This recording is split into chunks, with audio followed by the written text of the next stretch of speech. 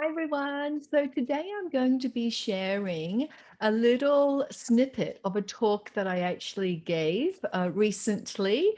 And I talked about traditional pedagogical approaches versus the new reflexive pedagogies.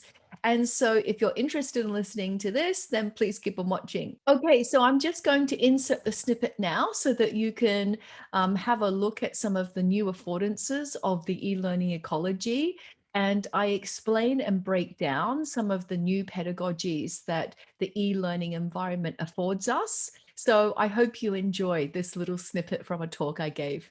So I'm going to discuss, first of all, the traditional practices versus the new pedagogical practices that we try to incorporate and integrate into the online environment. So traditionally, we are fixed in the brick and mortar situation, a physical building, and we are confined to set times and a timetable. And in the new pedagogy and the new type of learning that's effective, that incorporates e-learning, we try to encourage more ubiquitous learning, which means that learning can happen anytime, anywhere. And students can choose when they learn and where they learn. Now, another traditional approach is transmission of knowledge. So your children are passive and they just listen. So this is a traditional approach. Now, in new pedagogies, we try to encourage your children to be active knowledge makers. And instead of your children being passive listeners and just receiving, they're creators, they're producers, and they're active in the learning process. In the traditional learning model, there's a lot of traditional textbooks and static modes of resources. And in the new pedagogies, we use multimodal representation. So we use video, we use audio.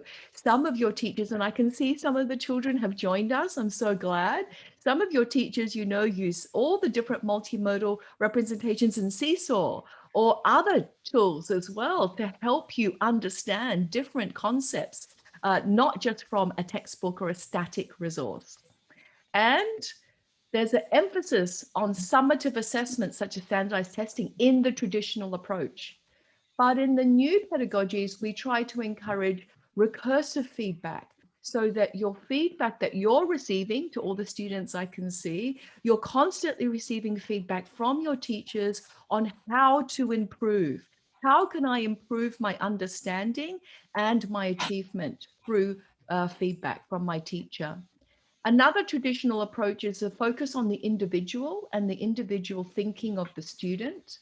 But the online environment affords us this idea of collaborative intelligence, where we actually encourage you to have a thinking partner, a study buddy, or to work in small groups, because we know that the whole is actually greater than the sum of the individual parts. So you'll notice that your teachers will often give you group work or a partner to work with, because that promotes collaborative intelligence rather than just working by yourself. And another traditional approach is that there is a focus on very low order thinking, such as memorize this or regurgitate this. But in the new pedagogical environment for effective online learning, we want to really focus on your metacognition. What does that mean? That means that we ask you to think about your thinking and your learning and to reflect.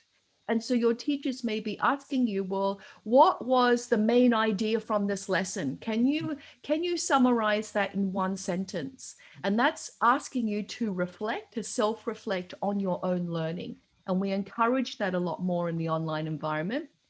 And another traditional approach is that one size fits all.